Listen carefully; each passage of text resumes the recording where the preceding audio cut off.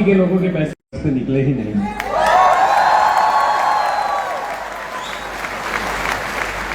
और आप जितने भी लोग पहले जो लोग खड़े उनके लिए तालियां बजा दीजिए,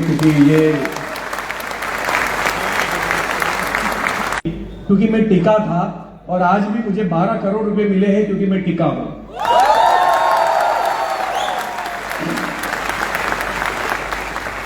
Thank you so very much. Thank you so much, everyone. Thank you so much, entire Modi Care management, Mr. Samir Modi, entire मेरी जो भी अपलाइन है, डॉक्टर सुरेखा भार्गव मैम, मेरी एंटायर टीम एंड आप सभी लोगों का प्यार जो हमें जिंदा रखता है। तो thank you so much all of you. और मेरा नाम अल्पेश हसमुख भाई गज्जर है। मेरा नाम अल्पेश गज्जर है। हसमुख भाई मेरे पिता का नाम है और हमारे वहां पिता का नाम बड़े गर्व से लेते हैं। आज मेरे पापा और मम्मी दोनों इस सृष्टि में हयात नहीं है, मेरे दिलों में जिंदा है। 3 महीने पहले मेरे मम्मी का देहांत हुआ है, 24 अप्रैल जब मेरी बर्थडे थी। और मतलब ये जिनके पास माँ बाप है ना, आप वैल्यू कीजिएगा प्लीज, उनकी गलतियां मत निकालिएगा। जो हमें पैदा करते हैं उनकी गलती नहीं निकाली जाती।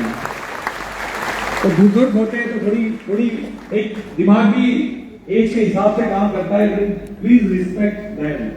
ये बहुत इंपॉर्टेंट है। हम जो कुछ भी है, आज मैं जो कुछ भी हूं, मेरे भगवान को नहीं देखा। हम मंदिर जरूर जाते हैं, हम आस्था रखते हैं, हम भगवानों में बिलीव करते हैं, लेकिन कभी देखा नहीं है। लेकिन मेरे माँ बाप है जिनका जब साया जब तक मेरे पास था, मैंने कभी लाइफ में ग्रोथ में पीछे मुड़ के नहीं देखा। मैंने उनकी कभी रिस्पेक्ट नीचे नहीं आने दी। मैं किसी भी, चाहे चढ़ाव में था चाहे उतार में था, मेरी लाइफ में ऐसा भी टाइम था जब 1.5 करोड़ का कर्जा था। 14 बैंकों ने केसेस किए थे मेरे ऊपर, summons, warrant, non available warrant. हम 3 भाई हैं, मम्मी पापा की responsibility by grace of God मुझे मिली, उनकी सेवा करने का सौभाग्य मुझे प्राप्त हुआ। और मैंने उस वक्त भी नहीं छोड़ा था जब मैं 1.5 करोड़ कर्जे में था, मेरी 1 रुपये इनकम नहीं थी, तब भी मैंने अपनी रिस्पॉन्सिबिलिटी निभाई। रिस्पॉन्सिबिलिटी निभाने वाले बहाने नहीं बनाते और बहाने बनाने वाले कभी रिस्पॉन्सिबिलिटी नहीं निभाते। और यही चीज पैसे कमाने में लागू होती है। पहली है, मैं मोदी केयर के साथ 21 अगस्त 2013 से जी रहा हूँ। लगभग 8.5 साल मुझे मोदी केयर के साथ हो चुके हैं। मेरी डेट ऑफ ज्वाइनिंग है 21 अगस्त 2013। लेकिन अगर आप ज्वाइन है तो आपको पैसा नहीं आएगा। तो ज्वाइन KYC आधार कार्ड लिंक में लगा देने से हो जाता है, लेकिन बिजनेस को स्टार्ट करना पड़ता है। एंड हमने ऑलवेज सुना है कि धंधा कभी चलता नहीं है, धंधा चलाना पड़ता है। तो आपको धंधा चलाना पड़ेगा, धक्का मारना पड़ेगा। मेरी लाइफ में कुछ चीजें बेसिक फंडा बड़े क्लियर थे, दैट्स व्हाई मैं कभी भी किसी फील्ड में पीछे नहीं रहा। और उसका रीजन ये था कि मैंने बचपन से एक चीज जान ली थी कि सफल होने के लिए जो चीजें करनी पड़ती है या जो सीखनी पड़ती है वो मैं सीखूंगा। बात खत्म। चाहे उस स्टेज पे बात करनी हो, चाहे किसी को कन्विंस करना हो, चाहे प्रोडक्ट का नॉलेज हो, चाहे घर घर जाके दरवाजे खटखटाने हो, चाहे रिजेक्शन को फेस करने की ताकत अंदर डालनी हो। तो ये सारी चीजें मैंने अपनी लाइफ में डेवलप की। मेरी लाइफ में एक चीज बड़ी क्लियर है कि मैं मुझे नहीं आता, ये सच है, लेकिन मैं सीख नहीं सकता, ये गलत है। मुझे नहीं आता, ये सच है, लेकिन मैं सीख नहीं सकता, ये गलत है। इसीलिए आपको देखो, जहां पे आप आज बैठे हो ना, वो मेरा कल था। जैसे मैंने आप लोगों को बताया, आप जहां खड़े हो वो मेरा कल था। लेकिन आज जहां मैं खड़ा हूं, अगर आपने चाहा, आपने ठाना, तो वो आपका कल हो सकता है। यहां से यहां का सफर आप जितना समझ रहे हो उतना कठिन भी नहीं है, और यहां से यहां का सफर आप जितना समझ रहे हो उतना आसान भी नहीं है। ये दोनों चीज दिमाग में डालना। तो फियर, डरने की आवश्यकता नहीं है, एक दृढ़ निश्चय शक्ति चाहिए आपके अंदर। खैर, बहुत सारे लोगों ने जैसे मैंने 8.5 साल मुझे मोदी केयर के साथ होगा, 9 साल कंप्लीट हो जाएंगे। टोटल मेरी ग्रोस इनकम 12 करोड़ हुई है। मैं इवन अपने पीपीटी में अभी सर को रिक्वेस्ट किया है कि पीपीटी में डाल देना पिछले 5 साल के 26 AS जानते हो ना आप लोग? ये इनकम टैक्स डिपार्टमेंट में जनरेट होता है। IT डिपार्टमेंट की वेबसाइट पे आपको मिलता है। जब आप अपना पैन कार्ड इन करते हो तो उसको बोलते हैं 26 AS। जो LIC के एजेंट होंगे उनको पता होगा। ये मैंने 5 साल के आपके लिए मैं लेके आया हूं। पिछले 5 साल की मेरी इनकम है 8 करोड़ 44 लाख रुपए। तो अब कई लोग पहले तो ये बाजू में मार के ये बोलेंगे कि सच में सच बोल रहा है, ठीक है। तो इसलिए मैं प्रूफ लेके आया हूं। तो यहां तो ये बात आपकी खत्म हो गई कि मैं सच बोल रहा हूं कि नहीं। उसके बाद सेकंड नंबर आता है, इसका नसीब अच्छा है। आया ना? देखो मैं आपको शॉर्टकट बताता हूं नसीब वाला बनने का। बनना है आपको? सबसे शॉर्टेस्ट वे है, अगर आपको नसीबदार बनना है ना, आप सफल बन जाइए, पूरी दुनिया आपको नसीबदार वाला बोलेगी। सक्सेस लोगों को नसीब वाला बोला जाता है। If you want to be a like lucky man, lucky woman, तो आपको सफल बनना पड़ेगा। पूरी दुनिया आपको क्या बोलेगी? नसीब वाला है, नसीब वाला है। जब 1.5 करोड़ का कर्जा था ना, किसी ने आके नहीं बोला था ये नसीब वाला है। 14 बैंक के पीछे पड़ी थी, पेट्रोल डलवाने के पैसे नहीं थे कार में, तब किसी ने नहीं बोला था कि नसीब वाला है। होटल में ढाबा देख के खाना पड़ता था कि कहीं 200 रुपए का बिल ना हो जाए, 50 रुपए में खाना हो सकता है, तो 50 का जुगाड़ करो, सींग चने खा के चला लो, पानी पी लो, मिनरल वाटर की बोतल तक नहीं खरीद सकते थे। तब किसी ने नहीं बोला था कि नसीब वाला है। नसीब वाले तब वो लोग थे जो आईपीएल मैच देख रहे थे, जो पकोड़े खा रहे थे बारिश के अंदर, जो खर्राटे मार के सांड की तरह 9 बजे तक सो रहे थे, वो नसीब वाले थे। और इसीलिए उन नसीब वालों के ये बदनसीब ने क्रॉस कर दिया। बिकॉज मुझे पता है कि नसीब आपको बनाना पड़ता है। परमपिता परमेश्वर ने सबसे ताकतवर चीज बनाई है, वो है ह्यूमन, इंसान। मुझे नहीं लगता कि इससे ताकतवर आज की चीज, आज के पर्टिकुलर आज के युग में कोई हमसे ताकतवर कोई है। हमने पहाड़ों को चीर के रास्ते बनाए हैं, नदियों का रुख मोड़ा है। हम चीते की तरह भाग नहीं सकते, हमने बुलेट ट्रेन डिजाइन की है। हम ईगल की तरह उड़ नहीं सकते 300 किलोमीटर प्रति घंटा, हमने जेट प्लेन डिजाइन किया है। हम शेर के जैसा, हमारे पास पंजा नहीं है, जबड़ा नहीं है, लेकिन उसी शेर को हम लोग हमारे लास्ट ट्रिप थाईलैंड थी, अगर आप लोगों को याद हो, 2 साल पहले, कोविड से पहले। 9 शेरों को खड़ा कर दिया था कि जय जय करो, जय जय। ये है इंसान की ताकत। और यही इंसान का बच्चा जब ऐसे मीटिंग में निकलने से बाद ये पूछता है मेरे से होगा कि नहीं होगा, ये अपने मां बाप के ऊपर गाली है। इस सृष्टि के अंदर बहुत सारे, जैसे पृथ्वी ग्रह है वैसे बहुत सारे ग्रह है, राइट? जुपिटर, मंगल, ये वो, चंद्र, उसमें एक ही जगह है जहां जीव पाए जाते हैं, वो है अर्थ, पृथ्वी। और इस पृथ्वी के अंदर भी करोड़ों जीव पाए जाते हैं, जिसमें एक है इंसान।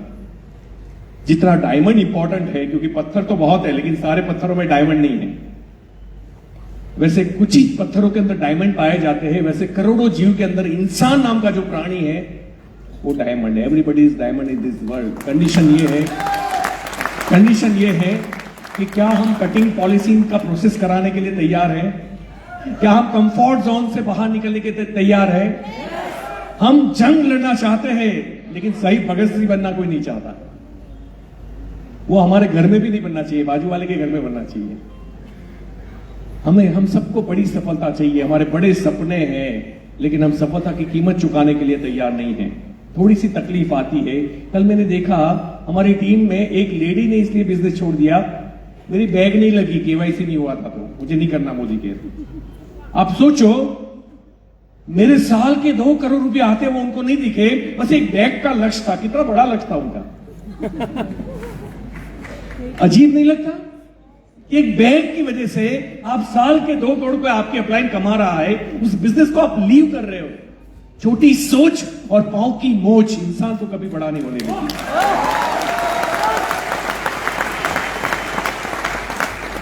तो नसीब अच्छा है कि जब पूरी दुनिया बिजनेस छोड़ के जा रही थी, तब मैंने मोदी केयर को समझा और मोदी केयर को पकड़ के रखा। नसीब मेरा और मेरे माता पिता का है, मेरे माता पिता के। मैं हमेशा कहता हूं कि लकी वो लोग नहीं है जो मोदी केयर में आए, लकी वो है जो मोदी केयर को समझे। अगर आपने समझा ही नहीं है तो यू आर नॉट लकी।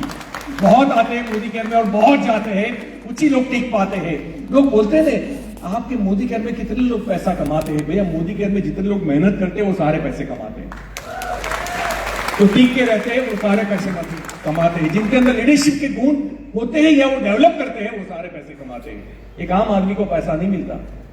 अगर अभी कल ही किसी हमारे टीम के अंदर किसी के बच्चे का 96% मार्क्स आए 12th में, मिस्टर नीरज करके, तो मैंने उनके बेटे को बधाई दी। अब आपको क्या लगता है 96% नसीब से आए? हाँ, मेहनत की ना। अगर उसी क्लास में 50 बच्चे के 60% 70% आए, क्योंकि वो पोगो चैनल देख रहे थे, वो वीडियो पे गेम खेल रहे थे, वो बाहर खेलने चले जाते थे, वो फोकस नहीं थे, वो दोस्त के साथ पार्टी करते थे, वो मूवी देखते थे और उनके मार्क्स नहीं आए, तो आप इसमें नसीब का खेल कैसे बोल सकते हो? जिसके 96% आए ना, जब बच्चे टीवी देखते थे तब वो पढ़ाई करता था, जब बच्चे मूवी देखते थे तब वो पढ़ाई करता था, जब बच्चे मस्ती करते थे तब वो पढ़ाई करता था, जब बच्चे सोते थे वो पढ़ाई करता था। आप कैसे नसीब जैसी बात कर सकते हो? नसीब ये है कि इस कोविड के दौरान अच्छे अच्छे लोग चले गए और आप लोग जिंदा हो, ये नसीब है। मेरी और आपकी सांसें चल रही है, ये नसीब है। हमारे पुरखों को कुछ नहीं हुआ, देखो मुझे 1.5 करोड़ का कर्जा हुआ, प्रॉब्लम नहीं है, लेकिन भगवान ने मेरे एक भी अंग को नुकसान नहीं पहुंचाया। दैट इज कॉल्ड लक, क्योंकि इस अंग को बचाना मेरी ताकत औकात नहीं है, बिजनेस को खड़ा करना मेरी ताकत औकात है। और इसीलिए अगर नसीब में बिलीव कर रहे हो तो आप देखिए, सब ठीक है ना? चेक कीजिए, मुझे देख पा रहे हो ना? कलर वही दिख रहा है ना जो मैंने पहला, ये शर्ट व्हाइट दिख रहा है ना आपको? पीला तो नहीं दिख रहा है? हाँ, नहीं तो आप पीलिया हुआ है। दैट मीन्स आप लोग ओके हो, आप लोग परफेक्ट हो। एक फिजिकल फिट होना, दिमाग के अंदर समझ होना, आंखों के अंदर देखने की शक्ति होना, दैट इज कॉल्ड लक। अब इसको कैसे उपयोग करते हो? फिर आप, एक आदमी 5 बजे उठ के मेहनत करता है, दूसरे 9 बजे उठता है, फिर नसीब की बात करेगा। मतलब एक 5 बजे उठने वाला बंदा बंदी अपने शरीर का सही दिशा में उपयोग कर रहा है। हमारे वहां तो कुछ लोग ऐसे हैं जो 2-2 बार सोते हैं, रात को भी सोते हैं और दिन में भी सोते हैं, दोपहर को। तो मैं बोलता हूं बेटा हमेशा के लिए सो जा, बात ही खत्म कर, धरती का बोझ। आप देखना चाहते हो, पहले टीडीएस देख लो, आपको बिलीफ आ जाएगा। वो फिर उतना पोर्शन दिखा दो। मेरे इनकम टैक्स डिपार्टमेंट का मैं आपको 26 ईयर, इस फाइनेंशियल ईयर कौन सा है? 21-22 का है। 1 करोड़ 93 लाख, देख लीजिए आप। 21-22 वो साल है जहां जिन लोगों ने 100 करोड़ रुपए इन्वेस्ट किए थे उनका भी बैलेंस शीट माइनस में था। 21-22 याद है ना आपको?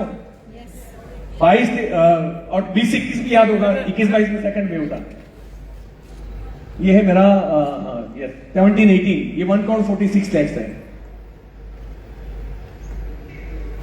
जी। चलिए ठीक है, वो समझ में आ गया ना, भरोसा तो आ जाएगा। ऐसे बातों से भी भरोसा, आप लोग घास थोड़ी खाते हैं, खाना खाते हैं, तो आपको समझ में आ जाएगा, है ना? अभी वो जमाना नहीं रहा कि किसी को हम उल्लू बना पाए। अभी जितना आदमी ट्रांसपेरेंट उतना वो ज्यादा चलेगा, जितना ऑनेस्ट उतना ज्यादा चलेगा। लोगों को ये कलयुग लगता है, मुझे सतयुग लगता है। इसलिए एक सही आदमी चलता है और गलत लोग बाहर निकल रहे हैं, आप देखिए, है ना? मैं का है 1 करोड़ 64 लाख। यहां ग्रोस इनकम है, देखिए लोगों की आजादी, ये आपका काम नहीं है। से कमा लेगा, एक अच्छे सौदे से वो 5-10 करोड़ रुपए कमा लेगा, लेकिन क्या वो स्टेज के ऊपर इतने कॉन्फिडेंस से बात कर पाएंगे? इसमें भी हमारे जो टीबीडीज रेड डायमंड्स है, मैं आपको बता दूं, वाइफ अगर 4 कलर में कंफ्यूज है ना तो हम चारों उठा लेते हैं, हमें सोचना नहीं पड़ता, है ना? अगर मेरे 50 जूते हैं तो वाइफ के कितने होंगे सोचिए। मेरे अगर 400 शर्ट है मेरे पास तो वाइफ के पास कितने ड्रेस होंगे, ये सोचिए।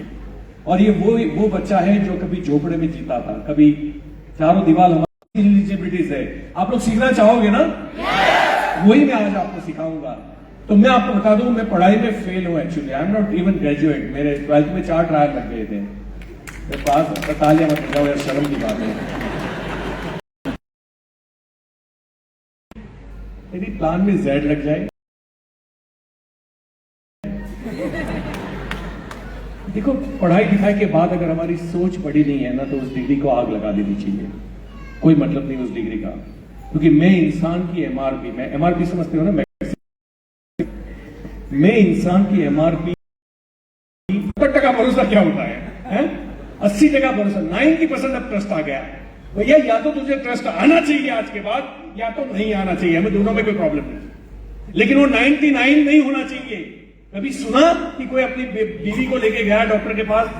मैंने ये सोचा था कि लाइफ में या तो कुछ बड़ा करूंगा या कुछ नहीं करूंगा, और मुझे दोनों में मजा आता है, तो मेरा मजाक में नहीं छीन सकता। मैं ऑलवेज कहता हूं कि आप कौन सी परिस्थिति में हो ये इंपॉर्टेंट नहीं है, आप खुश हो कि नहीं वो ज्यादा इंपॉर्टेंट है। अगर 10,000 करोड़ अगर आपको खुशी नहीं दे सकते तो वो फेल हो 10,000 करोड़। और 10,000 रुपये भी आपको खुशी दे रहे हैं तो you are happiest person in the earth. तो खुशी को हाँ, ये मत समझना पैसा जरूरी नहीं है। कोविड में पूछिए पैसा कितना जरूरी है।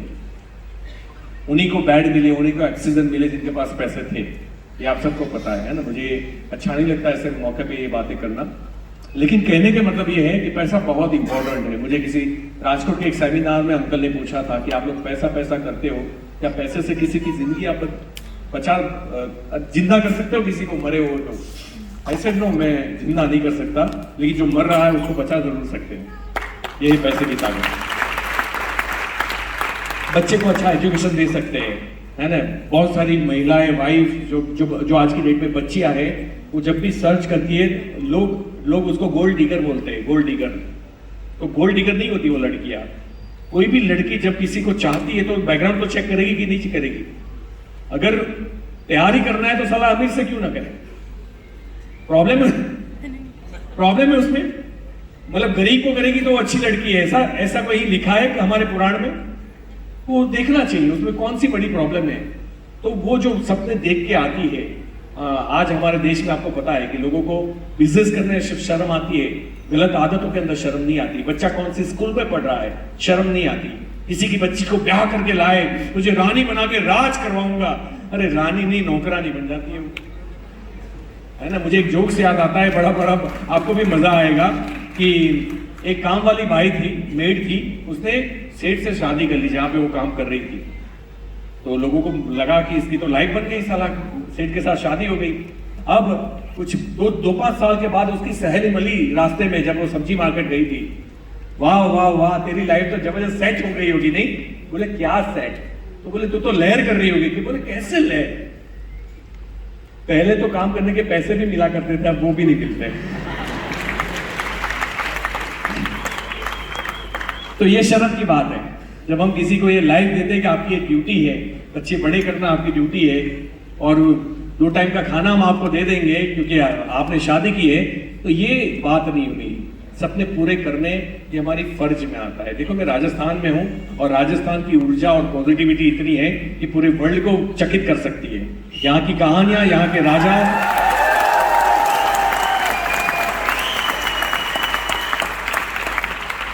मतदान की का लेक्चर यहाँ पे सूट नहीं करता, क्योंकि यहाँ सिर्फ मर्द ही पैदा होते हैं, चाहे औरत हो या मर्द हो, है ना।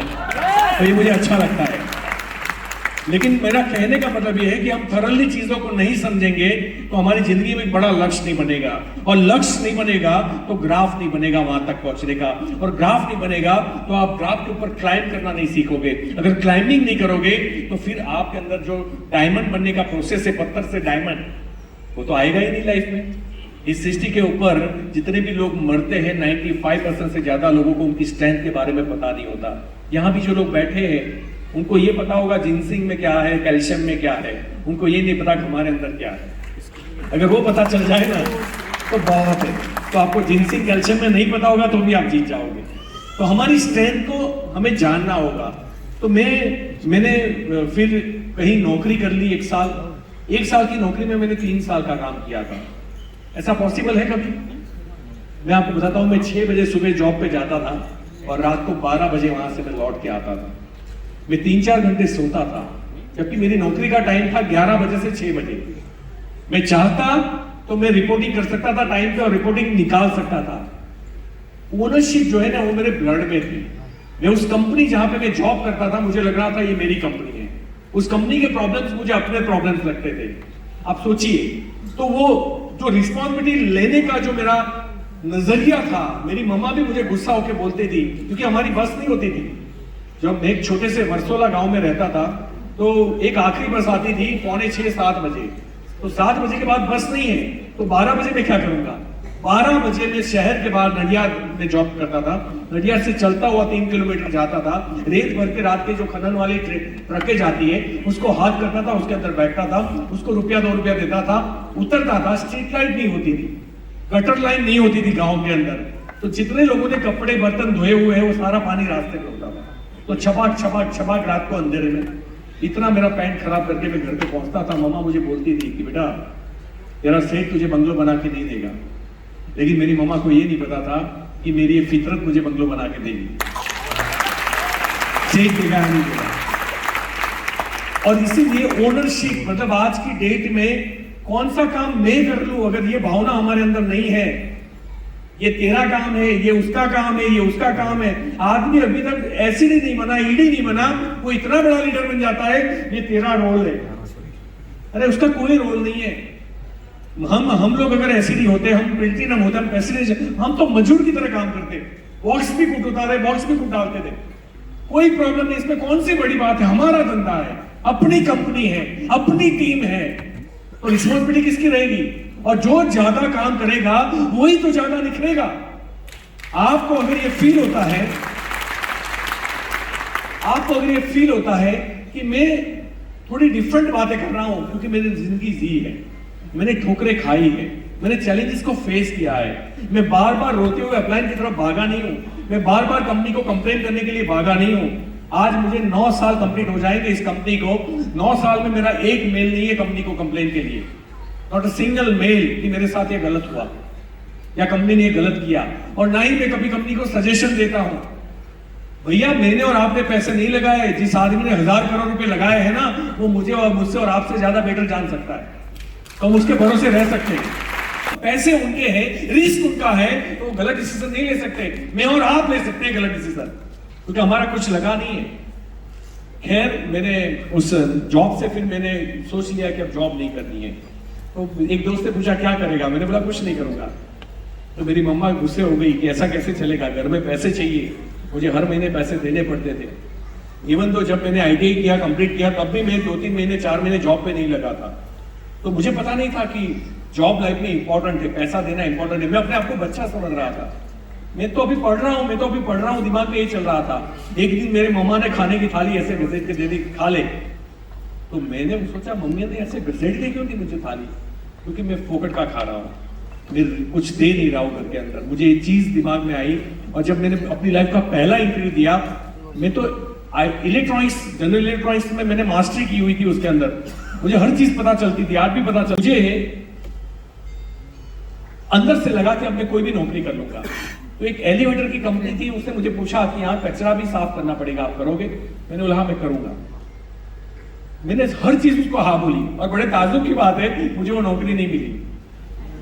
मैं बड़ौदा गया था इंटरव्यू देने के लिए नडियाद से, तो 60-70 किलोमीटर, शायद उनको मेरा डिस्टेंस ज्यादा लगा होगा अप डाउन के लिए, और शायद वो मुझे नहीं पहचान पाए होंगे। फिर बस स्टॉप पे बैठा था, एक एप्लीकेशन लिख रहा था, मुझे एक नौकरी मिल गई, वो मेरी पहली नौकरी थी। उन्होंने मुझे पूछा था कि आपको कितनी एक्सपेक्टेशन सैलरी है। मैंने डर के 1000 रुपए लिखे थे, बहुत डर के, और उसने मुझे पहले महीने 750 रुपए दिए। मैंने उनकी तरफ सिर्फ आंख ऐसे ही दिखा ना, बोले अगले महीने से तेरे 2000।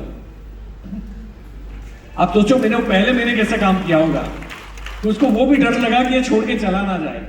तीसरे महीने मेरी इनकम हो गई 2500 रुपया महीना, और मैं पहला एम्प्लॉई हूं पूरे विश्व का जो अपने बॉस को पूछने गया कि आपको ये परवड़ता है ना देना। मुझे उतना ये पैसा भी ज्यादा लग रहा था। और फिर सिर्फ 1 साल के बाद मैंने सोचा मुझे कुछ बड़ा करना है लाइफ में। तो मेरे दोस्त ने पूछा कैसे तू बड़ा करेगा, तेरे पास तो पैसे है नहीं, 5000 रुपए भी नहीं है तेरे पास। मुझे बोला कोई बात नहीं। तो जो, क्योंकि मैं पीसीओ मशीन कंपनी के अंदर as a service engineer work करता था, तो कुछ लोग मेरे संपर्क में आए। उसमें से एक आदमी ने मुझे ऑफर किया था, मेरे लाइफ कुछ काम हो तो बोलना, तू नौकरी के लिए नहीं बना है, तो कुछ लाइफ में बड़ा करेगा। मैंने उस आदमी का कार्ड रखा था, मैंने रात को 12 बजे उसको कॉल किया, वो सो गया था, उसने नींद में से उठाया। मैंने बोला मैं बिजनेस करना चाहता हूँ, आप मुझे 75,000 रुपए दोगे, मुझे 5 मशीनें खरीदनी है पीसीओ की। उन्होंने मुझे 75,000 रुपीज दिए, और उससे मैंने अपने बिजनेस को स्टार्ट किया।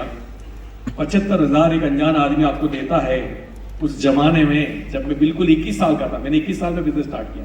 जब मैं इंटरव्यू देने गया उस कंपनी की फ्रेंचाइजी लेने हैदराबाद, जनरल कोच में बैठ के गया था, मेरे पास पैसे नहीं थे रेलवे के अंदर। और जब मैं गया तो वो MD का चैम्बर के अंदर जब मुझे इनवाइट किया गया, मैं इतना छोटा और मेरे गले में यहाँ हड्डी में इतना खड्डा था, मैं 50-45 किलो का था। और जैसे मैं एंटर हुआ, उसने पहले मेरे ऐसे पीछे देखा, फिर रीजनल हेड थे, उनको पूछा कि पापा किधर है इसके? तो बोले सर यही मेन है। अरे ये किस बच्चे को पकड़ के लेके आते हो तुम, ये बिजनेस करेगा? मैंने बोला सर आप मुझे टारगेट दीजिए 1 महीने का, अगर मैं कंप्लीट नहीं कर पाया तो आप मेरा डिस्ट्रीब्यूटरशिप कैंसिल कर देना। 1 महीने की कंडीशन पे मुझे 12 या 13 मशीन बेचने का टारगेट दिया गया। मैंने पहले महीने, यहाँ चमड़ी निकल गई थी धूप में, बजाज सुपर और पेट्रोल तो बार बार खत्म होता था, नहीं हम टेढ़ा करते थे, फिर ऊपर लेना और लाइट बंद रात को ट्रक के पीछे चलाना, ये सब कर लिया मैंने। 1 महीने में रोज के 300 किलोमीटर में ड्राइव करता था, रोज के 10 लोगों को कम से कम मिलता था और मैंने 51 मशीन बेचे पहले महीने में, 51। और मेरी लाइफ में लग्जरी स्टार्ट हुई। जो आदमी 1 महीने पहले जनरल कोच में गया था उसको फ्लाइट की टिकट भेजी गई कि आ जाओ भैया, तुम करते कैसे हो बाकी के सबको भी सिखाओ। तो वो जुनून था। और फिर मैंने कभी पीछे मुड़ के नहीं देखा। मैंने बड़ौदा में 3 ऑफिस खरीदे, नडियाद में ऑफिस खरीदा, मैंने मकान खरीदा, मैंने कार खरीदी, मैंने शादी कर ली। मतलब सोना, मेरी वाइफ को शौक है, उसका नाम भी सोना ही है। तो फिर हम गोल्ड भी लेते रहे। ये गोल्ड बहुत काम में आया मेरी लाइफ में जब मेरा पूरा वक्त आया। उसके बाद में मुझे नहीं लगता था मैं कभी डायरेक्ट सेलिंग करूंगा। मैं आपको सच बताता हूँ, मैं मटेरियली नहीं हूँ डायरेक्ट सेलिंग का, मेरा स्वभाव भी थोड़ा डिफरेंट है। मैं आज भी फ्लाइट में आता जाता हूँ ना, तो बाजू वाला 2 बार हंसता है तो मैं 1 ही बार हंसता हूँ। ये मेरा एवरेज है। तो इतना रिजर्व नेचर का हूँ मैं मिलनसार नहीं हूँ कि तुरंत किसी के साथ, अनजान के साथ मिल जाऊँ। हाँ, एक बार इंट्रोडक्शन हो गया तो दोस्ती जल्दी हो जाती है, क्योंकि लोग प्योरिटी पसंद करते हैं। और मुझे झूठ बोलना सही में नहीं आता, मैं आपको बता, मुझे झूठ बोलना आता ही नहीं है। मुझे हर चीज लपेट के करनी है। अगर कोई अगर एक मेरी राउंड फिगर इनकम बोलता है तब भी मैं अपनी सच्ची इनकम आके बोल देता हूँ, भले उसके पीछे झूठ लगे, क्योंकि मेरी जो इनकम है मैं वही बताऊंगा, अदरवाइज मैं नहीं बताऊंगा। मुझे जो, इसलिए मैंने आपके सामने ये सारी चीजें बता दी कि भैया मेरी इतनी इनकम है। खैर, उसके बाद में मैंने पीसीओ मशीन के अंदर में बादशाह बन चुका था। मैं इंडिया में नंबर 1 पे था, तब भी मैगजीन में फोटो छपती थी मेरी। अभी आपको समझ में आया ना, अभी डिग्री से ज्यादा बाकी की चीजें बहुत काम करती हैं। Attitude works. और ये मैं नहीं कहता, ये डेल कार्नेगी यूनिवर्सिटी के अंदर सर्वे किया गया था, जिसमें बताया गया कि आपका जो टेक्निकल, जो आप अपने आप को इंटेलिजेंट समझते हो ना, जो नॉलेज है आपके पास, टेक्निकल नॉलेज, उसका कंट्रीब्यूशन सक्सेस में 50% है। और 85% आप परिस्थिति के सामने कैसे लड़ते हो, ये 85% है। आप परिस्थिति के सामने आप क्या रिएक्ट करते हो, आप पूरे समय के अंदर आपका रिएक्शन क्या है, ये 85% है। अगर आप बुरे के साथ बुरा व्यवहार करने लगे, आपका फ्रस्ट्रेशन आ गया, आपका मूड ऑफ हो गया, दैट मीन्स आप नॉर्मल हो। लेकिन MS धोनी के बारे में आप जानते होंगे, है ना, जिसका दिमाग स्टील का कहा जाता है, लोहे का कहा जाता है, वो कभी गर्म होता ही नहीं है, वो एकदम काम रहता है। जीतने के बाद भी आराम से निकलेगा, हारने के बाद भी आराम से निकलेगा, उसको कोई असर नहीं होती। तो उससे धोनी सबसे सफल कैप्टन इसलिए बना बिकॉज उसके अंदर जो चीज है ना, वो एटीट्यूड है। बुरी परिस्थिति के सामने रिएक्ट करने का उसका जो एटीट्यूड है, वो बड़ा डेंजरस है। तो खैर, उसके बाद में जैसे हर अच्छे दिन की एक लिमिट होती है, बुरे दिन भी स्टार्ट होते हैं, और बुरे दिन नहीं आते ना तो दुनिया चलती नहीं। कहते हैं ना कि अगर आप किसी को हॉस्पिटलाइज आपने देखा होगा, तो अगर वेव्स ऑसिलोस्कोप के ऐसे चल रहे हैं, दैट मींस वो जिंदा है। अगर वो सीधी होगी लाइन तो, लेकिन आपको पता है हमारे देश में 80% लोगों की लाइफ सीधी चल रही है और उनको लग रहा है हम जिंदा है। वो जिंदा होते हुए भी मुर्दा है एक्चुअली। जिनकी लाइफ में सपने नहीं है, जिनकी लाइफ में जंग नहीं है, जिनकी लाइफ में चैलेंजेस नहीं है, मुझे बताइए उसको कोई लाइफ बोलता है क्या? वो लाइफ नहीं है। खैर, पीसीओ मशीन का बिजनेस मेरा बेशुमार चल रहा था। फिर कॉइन फोन आए। ऐसा नहीं है कि ट्रेडिशनल बिजनेस में प्रॉब्लम नहीं आती। मैं आपको बता दूं, हम डायरेक्ट सेलिंग में बैग नहीं मिलती उसको प्रॉब्लम कहते हैं, प्रोडक्ट टाइम पे नहीं मिलती उसको हम प्रॉब्लम कहते हैं, अपलाइन एक बार नहीं आ पाया उसको हम प्रॉब्लम कहते हैं, अपलाइन ने फोन नहीं उठाया उसको हम प्रॉब्लम कहते हैं। ट्रेडिशनल में लाखों करोड़ रुपए लगाने के बाद भी 50 प्रॉब्लम आती कि नहीं आती? आपको पता है राजस्थान में गुर्जरों ने हड़ताल की थी, रोड बंद कर दिए थे आज से कुछ 20-25 साल पहले। मेरा ट्रक आता था गति कार्गो, सेफेस्ट कार्गो मेरठ से, और यहाँ एक हफ्ता ट्रक रुक गई थी, मेरा सारा मार्केट बॉम्बे वालों ने तोड़ दिया था। अल्पेश गज्जर वही था, उसका एटीट्यूड वही था, लेकिन ये चैलेंजेस मुझे खत्म कर गई। मेरा क्या दोष था? 2002-3 में जब कर्फ्यू हो गया, हिंदू मुस्लिम राइट्स हो गए, तो मेरे ऑफिस के आसपास में भी कर्फ्यू। 1 महीना मेरा ऑफिस बंद रहा, मुझे पैसे देने पड़े लोगों को इसमें किसका प्रॉब्लम? पानी भर जाता है 15-15 दिन तक, हमारा बिजनेस रुक जाता है, हमें सैलरी देनी पड़ती है, किसका दोष? तो एक केवाईसी नहीं हुआ, बैंक नहीं मिला, इससे आप इतने बड़े बिजनेस को कैसे छोड़ सकते हो? हैं? क्या लोग करोड़ों का, आज कोविड के अंदर 5 स्टार होटल 2-2 साल बंद रहे, क्या उनको भुगतान नहीं करना पड़ा? क्या म्युनिसिपल जो कॉर्पोरेशन है जयपुर, वो क्या टैक्स माफ कर देगा उनका? क्या बैंक उनका कर्ज लोन माफ कर देगी, इंटरेस्ट माफ कर देगी? क्या एम्प्लॉई आधा सैलरी भी लेंगे ना? हर जगह जब हम लॉस करने की क्षमता रखते हैं, तो हम मोदी केयर में आने के बाद हम लल्लू पंजू क्यों हो जाते हैं? तो एनीवे, मेरी लाइफ में भी एक प्रॉब्लम आई, और वो ये थी मोबाइल। अभी कितने लोगों के हाथ में है ना? बहुत सारे, और कुछ तो निपा निपी अभी लगे होंगे। बाबू खाना खाया कि नहीं? बेटा अभी यहाँ फोकस करना। बाबू एक दिन भूखा रहेगा तो चलेगा, यहाँ तेरी जिंदगी बन जाएगी, है ना?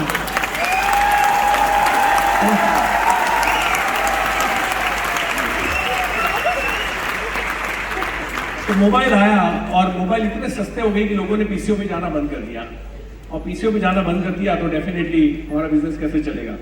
पीसीओ मशीन ही तो हमारी रोजी थी, और वो सब सट होने लगे, बंद होने लगे, नए लोगों ने खरीदने बंद कर दिए। अब मैं क्या करूं? मुझे समझ में नहीं आ रहा था। मेरे वहां 20 से 25 आदमी काम कर रहे थे। मेरा 7-8 करोड़ का एनुअल टर्नओवर था, जो सीधा नीचे आ गया 30-40 लाख रुपए पे। वो भी रिपेयरिंग का आ रहा था, लोग जो रिपेयर करवाते हैं, सर्विसिंग, उसका पैसा था। नया ट्रेडिंग तो बंद हो चुका था। मैंने एक ट्रक भर के कॉइन बॉक्स नए ब्रांड न्यू मैंने स्क्रैप में बेचे हुए। आप सोचो, आप कौन से लॉस की बात कर रहे हो? आपको बैग चाहिए तब धंधा करोगे? हम तो अरे भाई मैडम, लोग ऐसे होते हैं कि हम तो अल्पेश गजर के घर गए थे, हमें चाय का नहीं पूछा, आप धंधा नहीं करेंगे। तो फॉर्म में लिखना था कि हमें चाय पिलानी पड़ेगी तो हम काम करेंगे। हम साला उसमें फॉर्म ही नहीं भरते थे।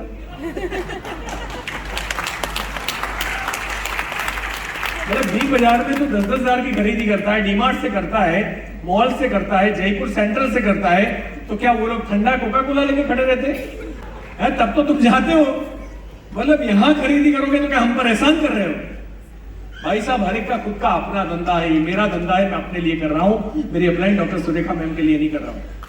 ये मेरा धंधा है, और ये आपका धंधा है, आप आपके लिए कर रहे हैं। ये हमेशा दिमाग में डाल के।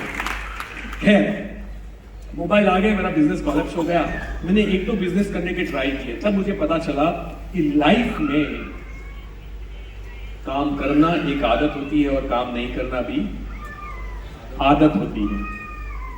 और ये चीज मुझे बड़ी खा गई। आज यहाँ जितने भी लोग बैठे हैं ना, आप लोग इसलिए नहीं हार रहे हो, या इसलिए आप नहीं जीत पा रहे हो बिकॉज वो प्रॉब्लम नहीं है कि आप में कोई इंटेलिजेंस की कमी है, आप में टैलेंट की कोई कमी है। आपके बॉडी को एक जंग लग चुका है कोविड के अंदर, क्योंकि कोविड में बहुत सारे लोगों की जान ली है, बहुत सारे लोगों की, बहुत हमारे अपने चले गए उसके अंदर। लेकिन पता है, वो तो एक बार चले गए, यहाँ रहते हुए भी लोग अभी मरे हुए हैं, जिंदा होते हुए भी मरे हुए हैं, बिकॉज उन्होंने ये 2 साल में एक ही काम किया है। अमेज़न प्राइम, नेटफ्लिक्स, यही किया है ना, हॉटस्टार, राइट, यूट्यूब चैनल, और ये बजाते रहे। अब सोफा जो है ना, उसकी गंदी खत्म हो गई है। वहां खड्डा हो चुका है, खड्डा बैठ के। अब ये उसकी हैबिट बन चुकी है। अब ये आदमी को आप बोलोगे कि कुछ लाइफ में बड़ा करते, तब ये आदमी क्या बोलता है पता है? यार कोविड में एक बात तो सीखे। हम पूछे क्या? कम पैसों में घर कैसे चलता है वो सीखे। क्योंकि उसको जंग नहीं लड़नी थी, उसको काम नहीं करना था। आप समझे कि नहीं? और इसीलिए मैं खुद उसमें आ चुका था, काम नहीं करने की आदत में। जब मेरे वहां 20-25 आदमी सेट हो गए, तो चेक पे साइन के अलावा मेरा कोई काम नहीं था। सब लोग ट्रेन थे, सर्विस इंजीनियर ट्रेन थे, सेल्समैन ट्रेन थे, अकाउंट में 2 सीनियर जूनियर अकाउंटेंट थे, वेयर हाउस के अंदर एक आदमी खड़ा रहता था बाहर, ऑक्टोरी के बाहर एक अंदर चलन बनाने के लिए आदमी बैठा था, तो रिसेप्शनिस्ट बिठा के रखी हुई थी। आप सोचिए, मेरा ऑफिस पूरा सेट था। मैं डोरबेल बजा के पानी का ग्लास पीता था। अब उस आदमी को काम क्या सूझेगा? अब नया बिजनेस करने की बारी आई, मैंने 2 बिजनेस ट्राई किए। आप देखना लोग फेल क्यों जाते हैं। मैं खुद फेल गया हूं, ऐसा नहीं मैंने फेलियर नहीं देखा है। लेकिन वो फेलियर का रीजन तब मुझे पता नहीं था, अब मुझे पता है। मैंने सिक्योरिटी कैमरा, ज़ाइकॉम सिक्योरिटी कैमरे की फ्रेंचाइजी ली, वेइंग स्केल की मैंने फ्रेंचाइजी ली, और दोनों फ्रेंचाइजी में 2 महीने के अंदर मैंने दोनों बंद कर दिया। और वो टेस्ट, उस बिजनेस को चखने का 5 लाख रुपया खर्चा हुआ, टेस्ट करने का, मेरे पैसे गए। आप सोचिए क्यों ऐसा हुआ? क्योंकि धंधा चलता नहीं है, धंधा चलाना पड़ता है। और मेरा बॉडी जो है ना वो सपोर्ट नहीं कर रहा था, वो एसी चैम्बर से बाहर निकलने की बात ही नहीं कर रहा था। 5-6 बजे के बाद मुझे अपनी जिंदगी जीने की आदत पड़ चुकी थी। मैं बस उसी, देखो जब आप अपनी जिंदगी में अच्छी आदतों को इंसर्ट नहीं करते तो बुरी आदतें अपनी आप जगह ले लेंगी। और इसीलिए डरिए, सफलता के बाद भी अच्छी आदतें बनाए रखिए। आज मुझे ये लगता है कि पूरे इंडिया में जितने भी हम टीबीडी, रेड डायमंड जो भी है, जितने सबसे ज्यादा लोगों को अगर कोई फेस करता है तो शायद मैं करता हूं। मैं फील्ड में जाता हूं, मैं ऐसी हर महीने ऐसी 8 मीटिंग लेता हूं जो आज मीटिंग चल रही है, ऐसी 8 मीटिंग्स मेरी होती है हर सैटरडे संडे। क्यों? क्योंकि मैं अपनी काम करने की आदत को बंद करना नहीं चाहता। जिस दिन मेरी ये काम करने की ऊर्जा खत्म हो गई, बुरी आदतें अपनी आप जगह ले लेगी। उसको देने की, जब आप जल्दी उठने की आदत नहीं डालोगे तो अपने आप लग जाएगी, लेट अपने आप उठोगे। तो मैंने अच्छी आदतें डाल के नहीं रखी थी मेरी लाइफ में, और दैट्स व्हाई मैं 2 बिजनेसेस के अंदर मैंने शट कर दिया। और फिर किसी ने बताया कि अल्पेश एक काम कर, स्टॉक मार्केट में चला जा, शेयर बाजार में। मजा आ गया उसमें। 1 साल में शॉर्ट में निपटाता हूं मैं। 1 साल के अंदर मैंने 1.5 करोड़ का नुकसान किया, और 30 लाख मेरे खुद की जो कैपिटल थी वो भी चली गई। 44 लाख बैंक की सीसी थी। बैंक में से जितने भी कॉल आते रहे, जब तक मेरा चेक बाउंस नहीं हुआ तब तक मैं लोन उठाता रहा। और मेरा बैलेंस शीट तगड़ा था, मेरे प्रॉफिट बैलेंस शीट अच्छी थी, तो मुझे लोन्स मिलते रहे, अच्छे से लोन मिलते रहे। उनको नहीं पता था कि इसका बिजनेस खत्म हो चुका है, अगले साल तो बैलेंस शीट बनने वाली ही नहीं है, और मुझे लोन मिलता रहा। और ये हुआ कि 14 बैंकों ने नोटिस भेजे, समन्स भेजे, वारंट भेजे, और सोर्स ऑफ इनकम 0 मेरे पास। आप सोचिए, इसलिए मैं ऑलवेज एक बात बोलता हूं कि आपके लिए मोदी के जिंदगी बनाने वाला बिजनेस हो सकता है, मेरे लिए जिंदगी बचाने वाला बिजनेस है। मेरी जगह अगर कोई नहीं होता ना, मुझे नहीं लगता कि वो जिंदा रह पाता, वो उसको भागना पड़ता या वो मर जाता। दो ही ऑप्शन थे, और या वो इंसॉल्वेंसी डिक्लेयर करता, नादारी, क्योंकि बैंकों के पैसे थे, लोगों के पैसे मेरे पास बहुत कम थे, और बैंक के 1.5 करोड़ रुपए थे। 1,36,25,000 एग्जैक्ट मैं आपको फिगर बताता हूँ। और मैं आपको बता दूं, जितने भी दोस्त थे उन्होंने एक ही एडवाइस दी थी कि तू कैसे कमाएगा। तो सब लोगों ने बोला 1-1 लाख रुपए हम देते हैं। 25 दोस्त थे, और 25 से 25 दोस्तों ने मुझे पेमेंट देने के लिए बोला। उसमें 10 की तो हालत नहीं थी लाख रुपए देने की भी, लेकिन सबने फिर भी बोला कि हम कहीं से भी जुगाड़ करेंगे, 25 लाख रुपए तुझे देते हैं, कोई बिजनेस कर। ये आपके लिए बहुत इंपॉर्टेंट है कि 25 लाख का बिजनेस के ऊपर भी मुझे भरोसा नहीं था कि 1.5 करोड़ का कर्जा निपट सकता है। मैंने उनको पूछा कि आप में से कौन ऐसा है जो 25 लाख रुपया लगा के करोड़ कमा रहा है? बोले कोई नहीं है। तो मैंने बोला आपके 1 लाख रुपए भी अब बिगड़ेंगे, आप मुझे पैसे मत दो, आप मुझे मॉरली। लोग बोलते हैं कि बुरे वक्त में लोग साथ नहीं देते, मैं उसको थोड़ा करेक्ट करना चाहता हूं, बुरे वक्त में बुरे लोगों को कोई साथ नहीं देता। अगर हम अच्छे वक्त में अगर हम सही है ना, अच्छे वक्त में अगर हमारा एटीट्यूड सही है, हम ग्राउंड लेवल पे है ना, तो बुरे वक्त में लोग साथ ही आपको दिखाई देंगे। लेकिन हम देखो, मैं जैगुआर लाया ना, 6.5 करोड़ कमाने के बाद जैगुआर आई थी मेरे पास, और लेट आई थी। और हम, आपको पता है गुजराती बहुत सोच समझ के पैसा खर्च करते हैं, तो फिर मैंने वो बहुत आराम से, मैंने बोला गाड़ी तभी आनी चाहिए जब बिकनी नहीं चाहिए। तो 6.5 करोड़ के बाद मैंने कार को खरीदा था। मैंने जिन लोगों ने मुझे बोला था ना कि भैया तुम्हारा मर्सिडीज आ गया, तुम्हारा जैगुआर आ गया, तुम्हारा BMW आ गया, तुम्हारा BMW का टायर आ गया, मैंने उनको जाके जवाब नहीं दिया कि देख आ गया। कभी भी किसी को दिखाने के लिए मैंने सफलता नहीं पाई। मैंने अब सफलता मेरे और मेरे परिवार के कंफर्ट के लिए, ये शो ऑफ के लिए नहीं है, ये किसी को नीचा दिखाने के लिए नहीं है। जिस दिन आपकी सफलता किसी और को लज्जित करती है, वो सफलता उसी दिन राग हो जाती है, होनी नहीं चाहिए। तो मेरे साथ वो सारे दोस्त खड़े थे, और उसमें वो 25 दोस्तों का मैंने वो ऑफर ठुकराया। और फिर उन्होंने, एक का पापा जज था, एक का पापा SP था, डिबा SP, और उन्होंने बोला कि बेटा एक काम कर, तू इंसॉल्वेंसी डिक्लेयर कर दे। देखो, इंटीग्रिटी, एथिक्स आपके लाइफ में बहुत काम में आते हैं। मैं चाहता तो हाथ ऊपर करके निकल सकता था, मैं पूरी रात जागा कि क्या मैं इंसॉल्वेंसी डिक्लेयर करूं। इंसॉल्वेंसी क्या बोलते हैं उसको?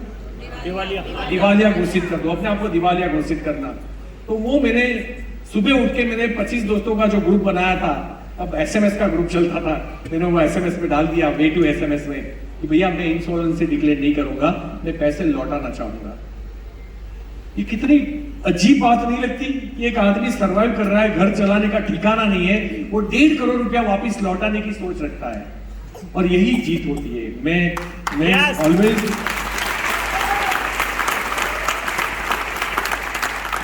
विल्मा रूडेल्फ एक महिला थी, विल्मा रूडेल्फ, आप कभी गूगल में उसकी पढ़ाई करना, और दौड़ के अंदर उसका 4 गोल्ड मेडल जीते थे 1960 में। उसने 1960 में 4 गोल्ड मेडल जीते। विल्मा रूडेल्फ कोई ना कोई तो जीतना था, लेकिन बड़ी कहानी ये है, वो नॉर्मल धाविका थी, नॉर्मल रनर की जो कंपटीशन होती है उसमें जीती थी, और जब वो 8 साल की थी, 6 साल की, वो पोलियोग्रस्त महिला थी, और डॉक्टर ने बोला था ये बैसाखी के बिना जिंदगी भर चल नहीं पाएगी। उस महिला ने उस वक्त सोचा था, उस लड़की ने, उस बच्ची ने मम्मी के पास जाके पूछा कि मम्मा क्या मैं ये बैसाखी के बिना चल सकती हूँ, मुझे चलना है। पता है उसकी मम्मा ने, माँ सबसे बड़ी मोटिवेटर होती है, केजीएफ ने सुना था ना आपने, माँ सबसे बड़ी योद्धा होती है, और वही उस दिन उसकी मम्मा ने बोला कि बेटा इंसान की मेहनत और ऊपर वाले की रहमत कुछ भी करा सकती है। और उसने बैसाखी निकाली, बैसाखी पैरों में से जो ग्रास था वो निकाल दिया, और उसके बाद में वो चलने गई, वो गिर गई, फिर चलने गई, खड़ी भी नहीं रह पा रही थी। वो जब खड़ी रही, वो बहुत खुशी हुई कि मैं खड़ी रह पा रही हूँ। फिर उसने धीरे धीरे मूव करना स्टार्ट किया। जब वो चलने लगी, पता है उसका पहला सेंटेंस क्या था माँ के पास? इसलिए मैं बोलता हूं ना कि सोच हमारी एमआरपी होती है।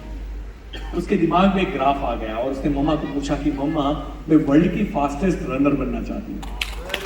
देखो मेरे बोलते हुए भी रोंगटे खड़े हो जाते हैं। उस लड़की ने उस हालत में कैसे सोचा होगा कि मैं वर्ल्ड की फास्टेस्ट रनर बनना चाहती हूँ। बस मैंने वो सोचा कि मुझे पैसे लौटाने। जब आप सोचते हो ना, कायनात लग जाती है आपके पीछे। मुझे नफरत थी डायरेक्ट सेलिंग से, यार तो बहुत दूर की बात, कोई मुझे 1 लाख रुपया देके ऐसे मीटिंग में नहीं बिठा सकता। ये मेंबर वाली मीटिंग में तो मैं बिल्कुल नहीं जाऊंगा, ये फिक्स था। मेरा एक दोस्त था 2005 से कर रहा था, वो मेरे पास 25 बार आया, क्योंकि वो 25 दोस्तों में से वो भी एक था जो नेटवर्किंग कर रहा था। मैंने कभी उसको सुना नहीं था, और जब भी वो आता था मैं उसको पहले बोलता था तो टाई निकाल दे। ये टाई वालों से मुझे डर लगता है।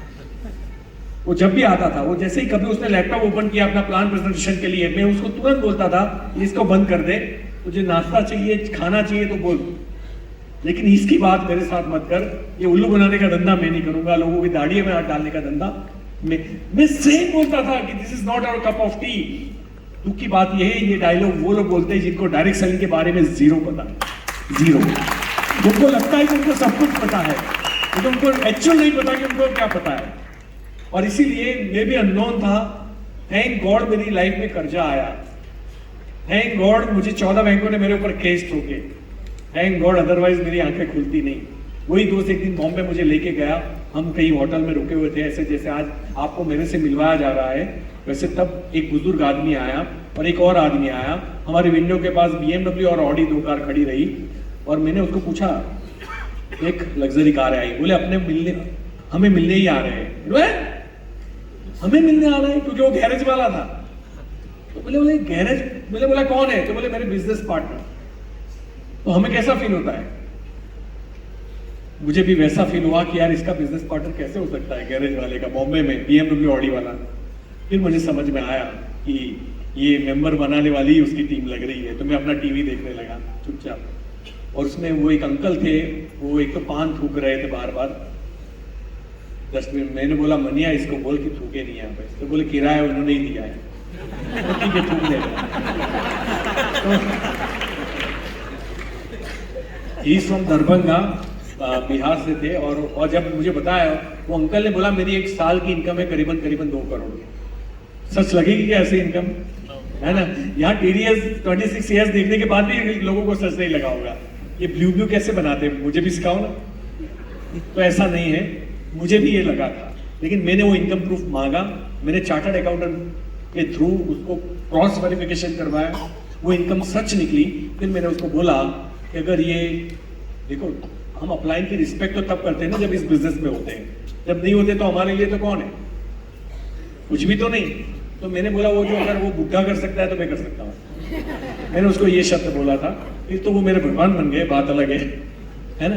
तो मैंने फिर उस बिजनेस को, जब बिजनेस को देखा ना, आप लोग इसलिए आए क्योंकि कंपनी के प्रोडक्ट अच्छे लगे आपको, आप लोग इसलिए आए क्योंकि आपको प्रोडक्ट के रिजल्ट्स मिले। मैंने तो इतना ही देखा था कि मैं किसी का बुरा नहीं करूं बस, और पैसे कमा लो, किसी का अच्छा करूं, ये तो मेरे इंटेंस में था ही नहीं। और फिर मैंने बिजनेस को स्टार्ट किया। मैं आपको बता दूं, बड़ी तकलीफ हुई है, ऐसा नहीं है कि जितना हम आसानी से सोचते हैं। मैंने बोला अगर ये कर सकता है तो मैं भी कर सकता हूं, लेकिन ऐसा कुछ हुआ नहीं। मैंने 100 एंट्री एक महीने में ला दी, 100, और वाहवाही होने लगी कि यार ये बंदा तो जहां जाता है साला क्लोजिंग लेके आता है। और दूसरे महीने कितनी एंट्री पता है? 3-4 एंट्री, क्योंकि अब मेरा गुडविल खत्म हो चुका था। अल्पेश गज्जर का फेस वैल्यू से जो एंट्री आ रही थी वो खत्म हो चुकी थी। अब किस पे लानी थी मुझे? टैलेंट पे, प्रेजेंटेशन पे, मेरी स्किल पे, मेरे नॉलेज पे, जो मेरे अंदर था ही नहीं। मुझे कॉइन बॉक्स और एसटी बेचने का नॉलेज था, मुझे बिजनेस का नॉलेज था, मुझे डायरेक्ट सेलिंग का। यहाँ बहुत सारे लोग ऐसे आते हैं, मैं एमबीए, मैं डॉक्टर, मैं चार्टर्ड अकाउंटेंट। भाई तो होगा ना, चार्टर्ड अकाउंटेंट बैलेंस शीट पे अच्छा काम करता है, मोदी केयर में नहीं कर सकता। डॉक्टर पेट में दर्द है तो अच्छा काम कर सकता है, मोदी केयर में उसको जीरो से स्टार्ट करना पड़ेगा। आया ना? तो मुझे वो चीज समझ में आई कि अब मुझे सीखना पड़ेगा। रिजल्ट नहीं आ रहा है, मैं बड़ा फ्रस्ट्रेट हो रहा हूं और मैं बिल्कुल डिमोरलाइज था। मैंने सोचा कि अब मैं जो है ना इस बिजनेस को छोड़ देता हूं। और कुछ दोस्त मेरा अमेरिका जाने का बंदोबस्त कर रहे थे कि तुझे अमेरिका भेज देते, 5 साल में तू उतना पैसा कमा लेगा, तू तो 20 घंटे काम करने वाला आदमी है, तो तेरा अमेरिका में बंदोबस्त करवा देते हैं। तो मैंने हाँ बोल दिया। और ऐसी एक मीटिंग में, जैसे मैंने आपको बोला, मैं पहली बार गया। मुझे 6 महीने के बाद तो पहली मीटिंग पता चली कैसे मीटिंग्स होती है। और उस मीटिंग में जाके जो मेरे अंदर ऊर्जा आई ना, जब मुझे वो आखिरी में सीट मिली ना, वो जो सीट थी उसकी जो 2 हैंडल थे ना, उसको मैंने उखाड़ दिया।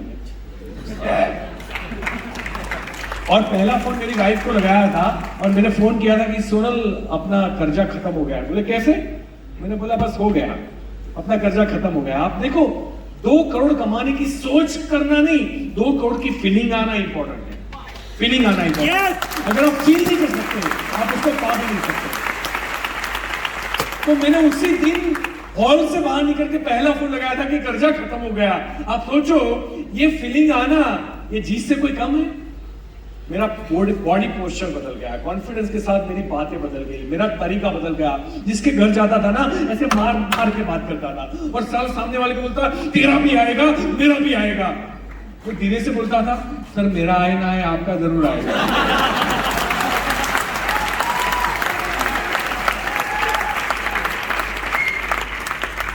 फिर भी 6 महीने और हो गए और मेरी ऑफिस है, कॉर्पोरेट ऑफिस टाइप, मेरी खुद की ऑफिस है बड़ौदा के अंदर, क्योंकि मेरे पुराने बिजनेस की थी। तो सब लोग इकट्ठे होकर वहीं पे काम करते थे। और हमारे वहाँ एक चीज अलाउड नहीं थी, कोई फ्री नहीं बैठेगा। या तो ट्रेनिंग लेगा, या तो बुक पढ़ेगा, या तो आउटगोइंग कॉल करेगा, या तो प्रेजेंटेशन करेगा, कुछ ना कुछ करेगा, लेकिन उसको फ्री नहीं बैठना है। आप देखना, कई लोग अपने आप को फुल टाइमर बोलते हैं, साला चाय की टपरी में 4 घंटा बैठे रहते हैं। इनको लगता है मैं फुल टाइमर हूं। और फिर 1 साल के बाद बोलेंगे, 2 साल के बाद बोलेंगे, मेरा 2 साल हो गया, मेरा कुछ हुआ नहीं। हुआ ना? चाय की टपरी वाले का धंधा हुआ कुछ? तेरा नहीं, उसका धंधा चला।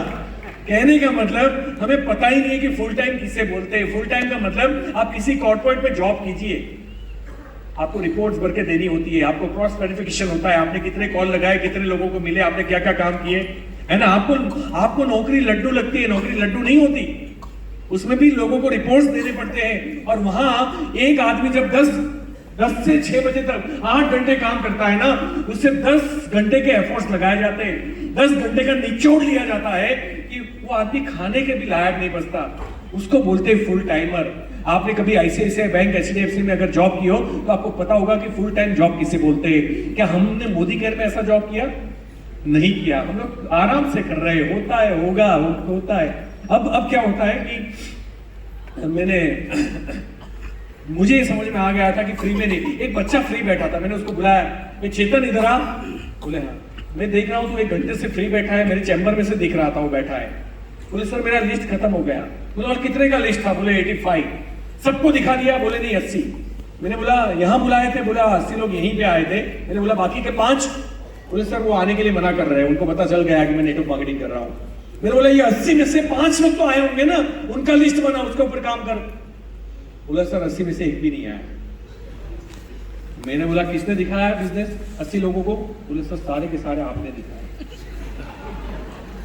आप सोचो, मैं रोज के 8-8, 10-10 प्रेजेंटेशन करता था, गला घिस जाता था, मैंने कभी परवाह नहीं की कोई जुड़ेगा कि नहीं जुड़ेगा। मेरा जुनून कम नहीं हुआ, मेरा नॉलेज अपडेट होता रहा। मैं जितना देखो, जब मैं 10 लोगों को बोलता हूँ ना दिन में, एक दूध वाली भाई भी मर्सिडीज बेंज ला सकती है, एक पानी के पाउच बेचने वाला बच्चा भी यहाँ बैठा है ना? तो महीने के 5 लाख रुपया कमा सकता है। आप जब ये बार बार हम लोगों को बोलते हैं ना, तो ये 5 लाख, 10 लाख, 20 लाख, 2 करोड़, सूर्यका मैम के 1 करोड़ हमारे दिमाग में 10 बार आते हैं। सामने वाला एक बार सुनता है, लेकिन आप खुद को 10 बार सुनते हैं। आप सोचिए आपके सबकॉन्शियस माइंड कितना ताकतवर हो जाता है। लेकिन जो लोग एक्शन में नहीं होते, जो लोग काम नहीं करते, वो नेगेटिव जरूर होते हैं। फिर उनको कुछ सोचता नहीं है और उनको लगता है कुछ गलत हो रहा है, कुछ गलत हो रहा है। गलत कुछ नहीं हो रहा है, गलत आप अपने साथ कर रहे हो। क्योंकि आप एक्शन में नहीं हो, आप काम में नहीं हो। जब आप काम नहीं करते, आपका कॉन्फिडेंस का लेवल नीचे आता है। कॉन्फिडेंस का लेवल नीचे आता है, आपका बॉडी पोस्चर चेंज होता है, आपका बात करने का तरीका चेंज होता है, और उस बॉडी पोस्चर में, उस काम करने के तरीके में रिजल्ट और बिगड़ता है। मैं सीखता गया, ट्रेनिंग लेता गया, सीखता गया, ट्रेनिंग लेता गया, यहां तक नौबत आई थी। हाँ, आप लोग ये नहीं पूछो कि मेरा घर कैसे चलता था, क्योंकि चेक तो 10,000 आ रहा था, 5,000 आ रहा था, 2,000 आ रहा था। मैं गोल्ड बेच रहा था एवरी मंथ, सोना बेच रहा था, मैं पैसे बचा रहा था। इवन विंटर के अंदर मैं गीजर ऑन नहीं करता था 2 रुपया बचाने के लिए। मैंने अपने फैमिली के कंफर्ट को नहीं मारा। मेरे घर में एसी चालू रहता था बच्चे की, सारे सीजन में।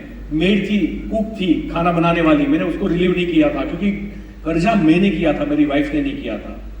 उनके सारे कंफर्ट को ध्यान में रखते हुए मैं रेलवे स्टेशन उतरता था, जनरल कोच में आता था, रेलवे स्टेशन से चलता हुआ घर पे निजामपुर आता था, बड़ौदा से 3.5 किलोमीटर, रात को 2-2 बजे।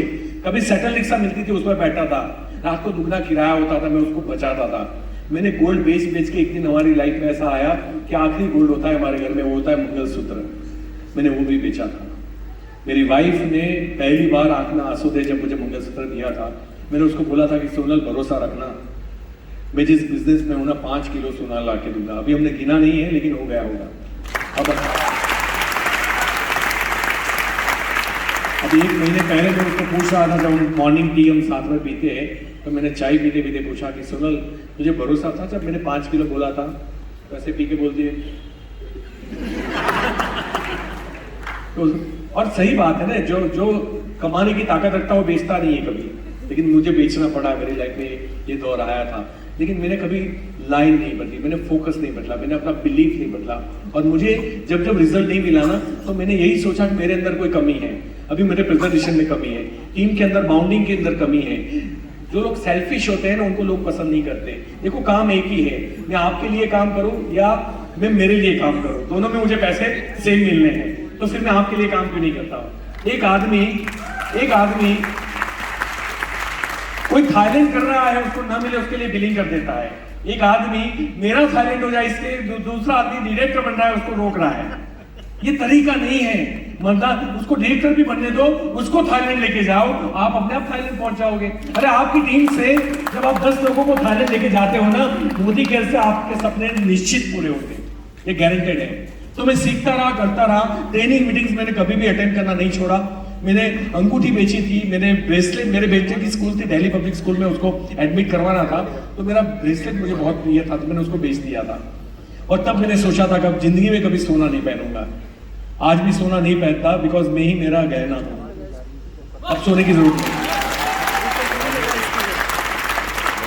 और मुझे नहीं लगता कि सोना दिखने से मैं अच्छा दिखूंगा। मेरी बात, मेरा दिल अच्छा होगा तो लोगों को हम अच्छा लगेंगे। इसलिए मैंने कभी गाड़े घोड़े नहीं बेचे, मैंने इनकम नहीं बेची। मैं बस इतना ही कहता हूं कि आपकी जिंदगी बदलने का बिजनेस है। आप सीखने के लिए तैयार हो, आप बदलने के लिए तैयार हो, आप अपने शरीर को, आत्मा को, मन को धक्का मारने के लिए तैयार हो, तो जीत आपकी है। आइए मिलकर इतिहास रचते हैं। मैं वापस आपके पास आ रहा हूं ट्रेनिंग देने के लिए। Thank you so much. जय हिंद, जय हिंद।